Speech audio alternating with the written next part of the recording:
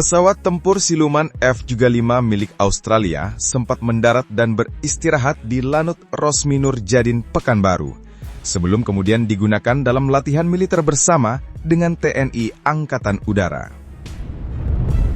Para pecinta dunia aviasi, mari kita bicarakan satu bintang utama di langit modern, F-35.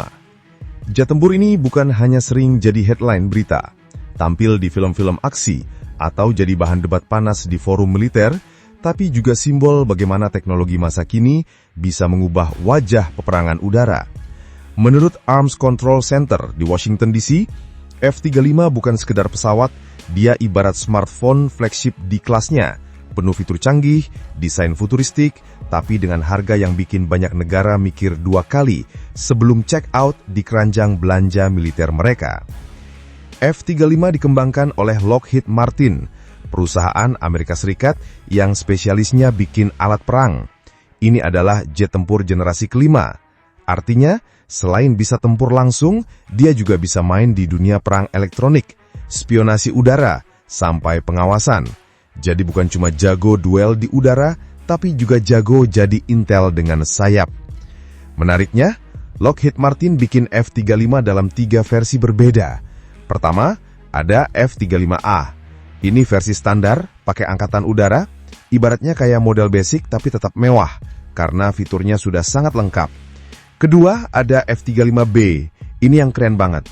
Dia bisa STOVL alias Short Take Off and Vertical Landing. Bahasa gampangnya, dia bisa lepas landas di landasan super pendek dan mendarat secara vertikal kayak helikopter. Jadi kalau ada lahan sempit atau pangkalan darurat, dia masih bisa show off. Ketiga, ada F-35C, khusus untuk kapal induk. Sayapnya lebih lebar, strukturnya diperkuat biar bisa hajar take off dan landing di atas dek kapal yang terbatas. Nah, kalau versi ini, ibarat anak kos yang jago adaptasi di kamar sempit tapi tetap gagah. Sekarang keunggulan utamanya, stealth alias siluman. Inilah jurus pamungkasnya. Bayangkan, di radar musuh, dia ibarat mantan yang tiba-tiba muncul di depan rumah. Padahal, tadi kita yakin sudah ngeblok semua jalurnya. Susah terdeteksi, dan itu artinya dia bisa nyelonong masuk ke area musuh tanpa ketahuan. Ditambah lagi, F-35 ini dilengkapi dengan sensor canggih yang bisa memberi pilot gambaran penuh medan tempur. Nah, kalau biasanya pilot harus cek panel di kanan kiri atau atas bawah, F-35 bikin semuanya langsung nongol di visor helm khusus. Jadi helmnya ini bukan sekedar pelindung kepala, tapi kayak layar augmented reality. Bayangin main game VR, tapi ini beneran di langit dengan kecepatan supersonik dan taruhan nyawa. Sejak 2006, Lockheed Martin sudah bikin lebih dari 1.000 unit F-35. Mayoritas dipakai militer Amerika, angkatan udara, angkatan laut, sampai marinir. Tapi beberapa juga diekspor ke sekutu-sekutu dekatnya, dan salah satu pembelinya adalah Australia.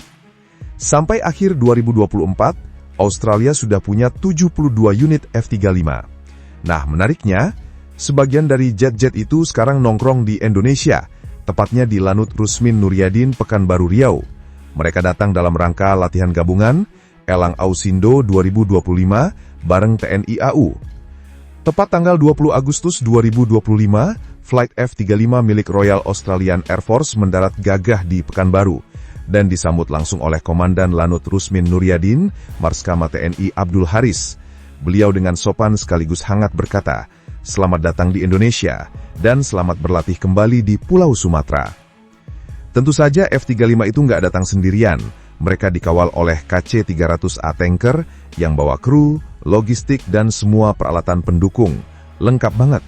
Kayak kalau kita main Mobile Legends, bukan cuma bawa hero, tapi juga siap dengan item full build. Latihan Lang Ausindo ini akan berlangsung dari 21 sampai 29 Agustus 2025 dengan berbagai skenario tempur udara strategis. Tujuannya jelas, memperkuat interoperability, meningkatkan kerjasama militer, dan tentu saja mempererat hubungan Indonesia-Australia, khususnya di bidang pertahanan udara. Dalam latihan Elang Ausindo 2025 ini, para penerbang dari TNI AU dan Royal Australian Air Force tidak hanya sekedar terbang bareng lalu foto-foto di udara, tetapi mereka benar-benar menguji kemampuan tempur dan taktik masing-masing. Ada skenario air combat maneuvering alias dogfight. yang tujuannya melatih insting pilot ketika harus berhadapan langsung dengan lawan di langit. Bayangkan, itu seperti sparring tapi bukan pakai sarung tinju, melainkan mesin jet berkecepatan supersonik. Selain itu, ada juga latihan air-to-ground mission. Nah, di skenario ini, pesawat-pesawat harus mensimulasikan serangan ke target di darat. Misalnya, mereka berlatih bagaimana menyerang pangkalan musuh atau menghancurkan fasilitas strategis tanpa harus benar-benar mengebomnya. Semua tentu pakai target latihan yang sudah disiapkan dengan aman, jadi tidak ada yang benar-benar hancur. Yang tak kalah menarik adalah latihan formation flying. Ini bukan sekedar gaya-gayaan terbang berjajar rapi di udara seperti paraden, tetapi melatih disiplin, komunikasi, dan keserasian antara pilot dari dua negara berbeda. Ibaratnya seperti dance battle, tapi taruhannya jauh lebih besar karena sedikit kesalahan bisa bikin fatal. Kehadiran KC-30A tanker dari Australia juga punya peran vital di sini. Pesawat ini ibarat rest area terbang, karena bisa mengisi bahan bakar jet tempur langsung di udara. Bayangkan, para F-35 sedang ngegas di ketinggian ribuan kaki, lalu disamparin si tanker buat ngisi bahan bakar tanpa harus turun ke bandara. Kalau di dunia game, ini sama kayak dapat extra life pas lagi boss fight. Nah, bagi TNI AU, kesempatan ini adalah momen emas untuk belajar langsung bagaimana pilot F-35 beroperasi. Bukan cuma sekedar mengagumi teknologi canggihnya, tapi juga memahami cara kerja taktik modern di udara. Bagi Australia, latihan ini penting untuk mengasah interoperabilitas, alias kemampuan agar kalau suatu saat dua negara ini harus kerjasama beneran di medan tempur, mereka tidak kagok atau salah paham. Dan jangan lupa, semua ini bukan hanya soal adu kecanggihan jet tempur atau latihan taktik. Ada juga sisi diplomasi yang sangat kuat di baliknya. Kehadiran F-35 di Pekanbaru adalah sinyal bahwa hubungan pertahanan Indonesia dan Australia semakin erat. Bahkan, masyarakat sekitar Lanut Rosmi Nurjadin ikut menyaksikan pemandangan langka jet tempur siluman generasi kelima nongkrong di tanah Sumatera. Reaksi publik terhadap kehadiran F-35 di Indonesia pun cukup beragam. Para pecinta aviasi jelas heboh. Banyak yang rela datang ke sekitar Lanut Rusmin Nurjadin hanya untuk melihat sekilas si siluman ini mendarat. Bayangkan, biasanya mereka hanya bisa melihat F-35 di YouTube atau di majalah militer. Sekarang bisa melihat langsung dengan mata kepala sendiri. Ada yang sampai teriak, "Wih, kayak ketemu idol K-pop!" Padahal yang lewat itu mesin perang generasi kelima, bukan boyband. Media Indonesia juga ramai membahasnya. Beberapa headline langsung menyorot, jet tempur siluman Australia mendarat di Pekanbaru. Bahkan ada yang dengan bercanda menulis, siluman pun ketahuan netizen Indonesia. Maklum, netizen kita memang punya radar sosial media yang lebih sensitif daripada radar militer kadang-kadang. Bagi TNI AU sendiri, ini adalah kesempatan untuk menunjukkan kesiapan mereka dalam menerima partner latihan sekelas Royal Australian Air Force. Tidak bisa dibungkiri, melihat F-35 berjejer di apron bersama jet-jet Sukhoi dan F-16 milik Indonesia menghadirkan pemandangan yang unik. Seperti reuni keluarga besar, tapi anggota barunya ada yang datang pakai jas super mahal, sementara yang lain pakai batik keren. Selain itu, latihan Elang AU Sindo juga punya dampak strategis bagi kawasan. Kehadiran jet tempur generasi kelima di latihan ini memberi pesan simbolis ke negara lain, bahwa Indonesia dan Australia mampu bekerjasama menjaga stabilitas kawasan Asia Pasifik. Pesan ini penting karena wilayah ini sering jadi arena tarik-menarik kepentingan negara-negara besar. Jadi meskipun latihan ini kelihatannya hanya sebatas terbang barang dan simulasi tempur, sebenarnya ada makna politik dan diplomasi yang cukup dalam.